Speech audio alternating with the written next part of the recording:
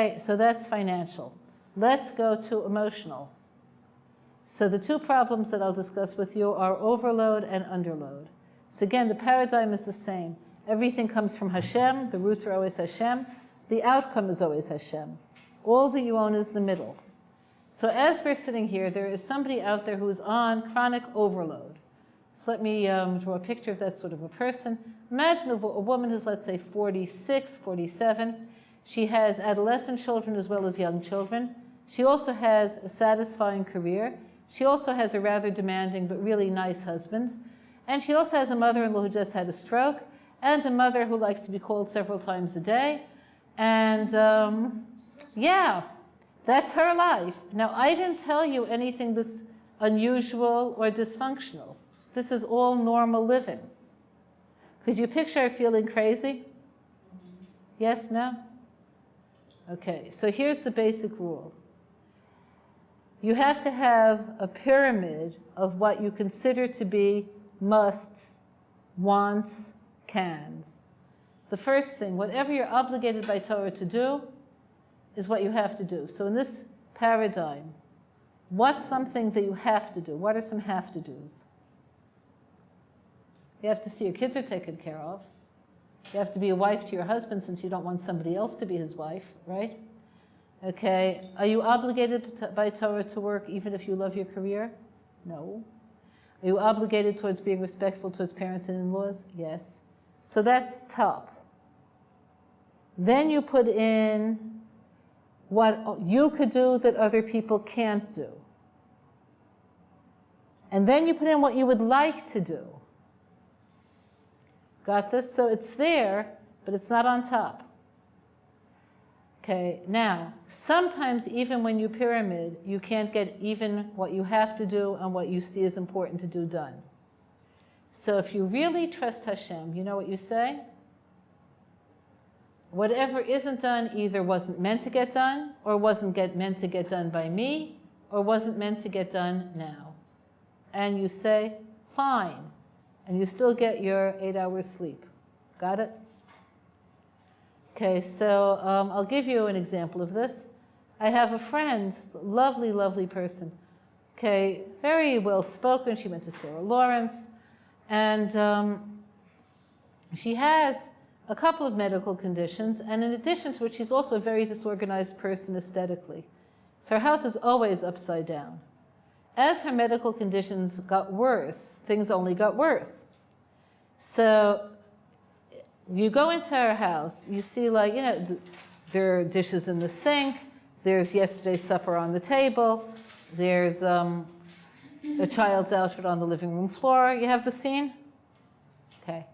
Some people would be embarrassed for you to walk into the house. Could you see where this is so? To the point of not opening the door.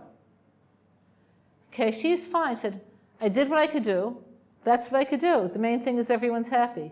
So as far as she's concerned, she has to see that she uses what energy she has. Now, actually, now she's in a wheelchair already, so it's a whole other story. But there has to be food on the table. The clothes have to go into the washing machine and out. Okay? The kids have to be happy. And that's it. Everything else she does is gravy. Okay, clear? And she feels no need to apologize for it, which is what makes her a very emotionally healthy person. Okay, I'll tell you about a fix I was in. I have an acquaintance, actually she died since, but I had an acquaintance who was a hypochondriac. So she wasn't like, she was a real hypochondriac, like she really didn't have anything wrong with her. She wasn't somebody who had emotionally induced illnesses. She was the real deal. So I understood where it was coming from. She came from a very dysfunctional family where the only time she ever got love or attention was through illness. So she loved being hospitalized, where they give you your food on a tray. Like, this was where she was at. But she's a nice person. You could understand this, no? So she's a friend. So she's alone. I mean, she couldn't possibly sustain a marriage, she said, whatever. Okay, so she called me up 2 weeks before Pesach one year, and she asked if she can come to the Seder.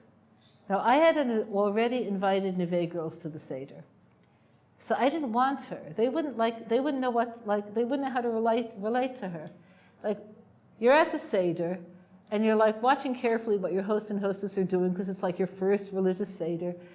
And one of the other guests says, I think I'm having a heart attack. And your hostess says, pass the salt. Like, this doesn't look good. You know what I mean? So I didn't want her.